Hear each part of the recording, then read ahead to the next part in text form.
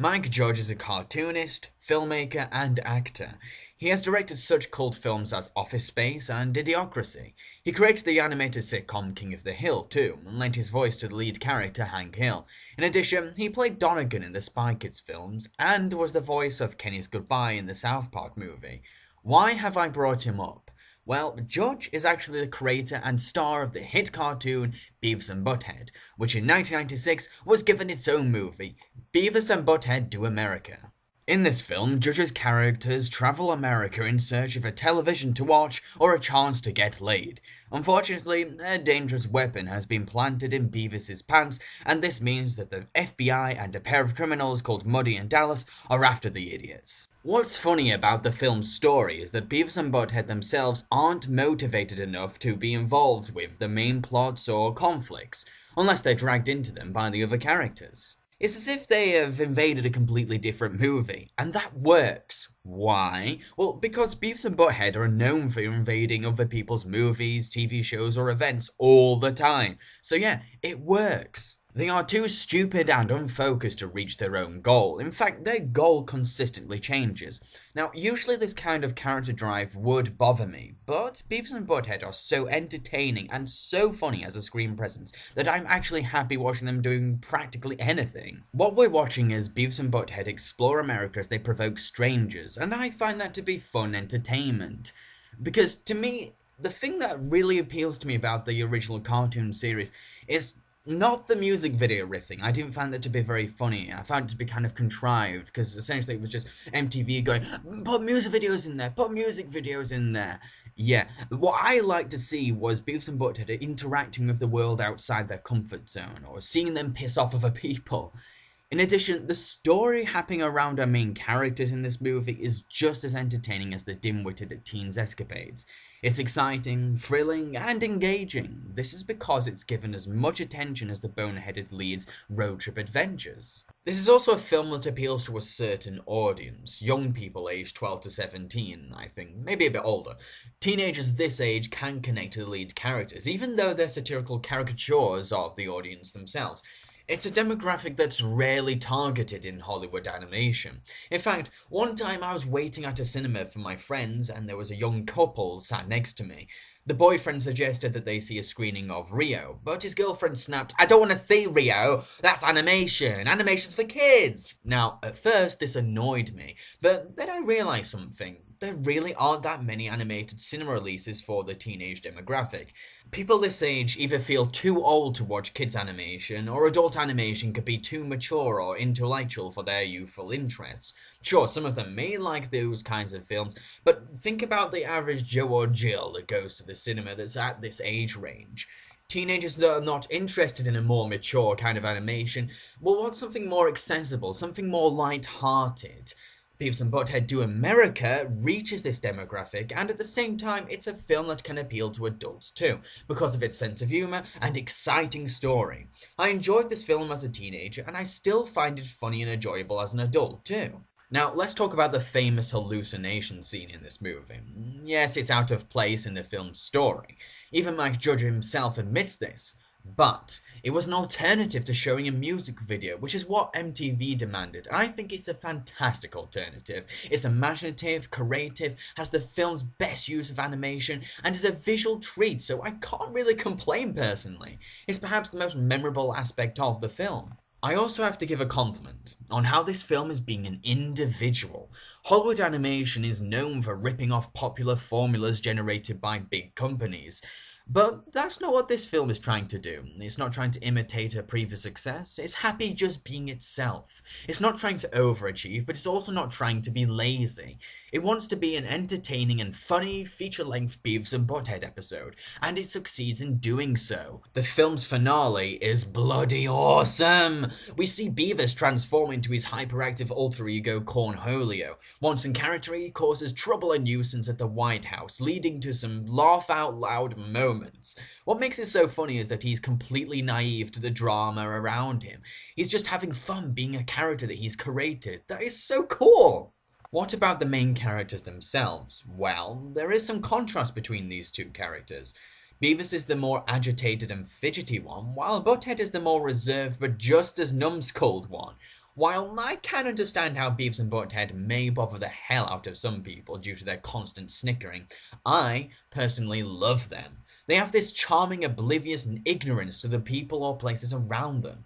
Sure, they're far from complex, but I find them to be very entertaining. Why? Well, they have their own motives, their own interests. They live in their own little world separated from reality. The way that they interact with the world around them is actually hilariously fascinating. It's very hard to make stupid and unfocused characters come across as likable, but to me, Beavis and Butthead both succeed in being comically entertaining without coming across as annoying. They're kooky, quirky, strange, eccentric. A character doesn't have to be mature and intelligent to come across as appealing. The head of the FBI is damn hilarious. I love the way he takes himself so seriously and how he depends on cavity searches to solve all these cases. It's so damn funny! While Dallas and Muddy don't have any funny moments, their contribution to the story is important and their relationship is actually touching and engaging. The film sometimes cuts to other characters, like Mr. Anderson and his wife. Mr. Anderson is sort of like the template for Judge's other character, Hank Hill. Now, while Mr. Anderson isn't as developed or memorable as Hank Hill, it's still really funny watching him get irritated by Beavis and Butthead. Now, the animation for Beavis and Butthead Do America may be a little bit crude at times due to limited, poor or shaky movement, but that's the charm of the Beavis and Butthead franchise. It's not trying to impress you with its animation, it's just going for its own style. It's being faithful to the crudeness of the TV show, and that works. It's not dropping its recognizable look because that would interfere or disrupt its unique appeal. The animation does step up a notch in more physical scenes, like a part where the pair have to escape from a car boot. All the character designs are inspired by the unique drawing style of Mike Judge himself, and that's perfect because Judge's caricatures are brilliant. The designs for this film's characters are interesting to look at and well drawn.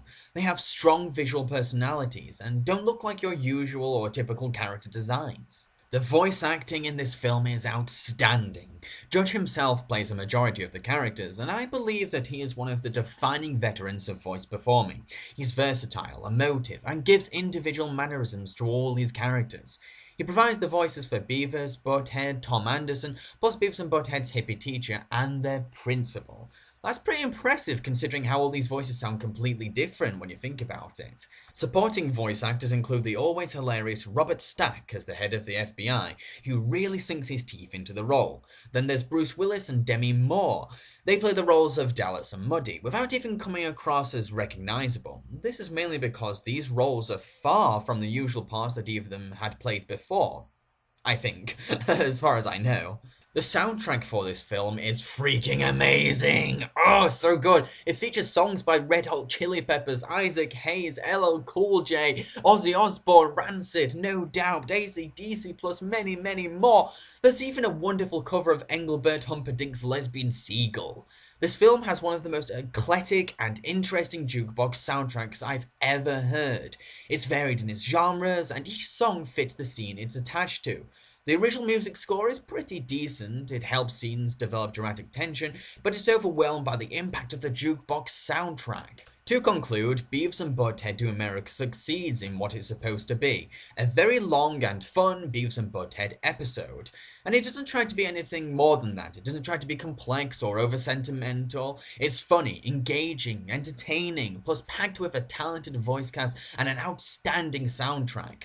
Sure, it's not exactly deep or thought-provoking, but a film doesn't have to be sometimes. This has to be one of my favourite animated features ever, and I encourage others to give it a watch, especially if you like the film's titular characters. In fact, it's not just me that reacted this way to the movie. Notable film critics Siskel and Ebert gave it 2 thumbs up, and it scored 71% on Rotten Tomatoes. It was also a box office smash, reaching number 1 in its opening, and the profit it made was 6 or so times its original budget. This is proof that feature-length cartoons aimed at teenagers can be successful, critically and commercially. I give it 4 out of 5 brain-dead stars. Hello, Jambareeqi here. I'd first like to apologise for the way that my voice may have come across in that review. I've got a bit of a sore throat, which isn't too bad because it adds a bit of timbre to my vocal cords, so I've been doing trailer voices all day in a world where things go wrong. It's been fun. Anyway, so I wanted to step in front of the camera so I could talk to you about an awesome event called Animatador. It's taking place at Sheffield, at a place called the Green Room on Devonshire Street. It'll be happening on Wednesday the 20th of March, 7 PM. Tickets will be £5. You can get them from the Green Room now in advance or on the actual night, but they will be limited on the night. Now, what is Animatador? Well, it's a fundraiser gig. The money made from it is going to help exhibit the animated shorts that Mike Haas has made at university. Which is brilliant. Yes, it's what we need. We want to exhibit our work so that people in the industries can check it out, so our family and friends can check it out. So yeah, it'd be really appreciated if you can come down. I'll tell you the bands that are involved. These are some great bands: Hattie Murdoch, Mama Kenzie, Five Leaf Nettles, and Canyon Family. Much more. There's going to be a raffle with some really quirky, interesting prizes, animation prizes as well. And there's cake! There's cake! You have to come all the way to Sheffield for cake, and I heard that it's really good cake as well. So yeah, you book a hotel in advance, okay? Just so you can have some cake. I know you've got to wait till 7 PM. I know it's going to cost £5, and that's quite expensive for some cake, but you have to come all the way to Sheffield for some cake, man.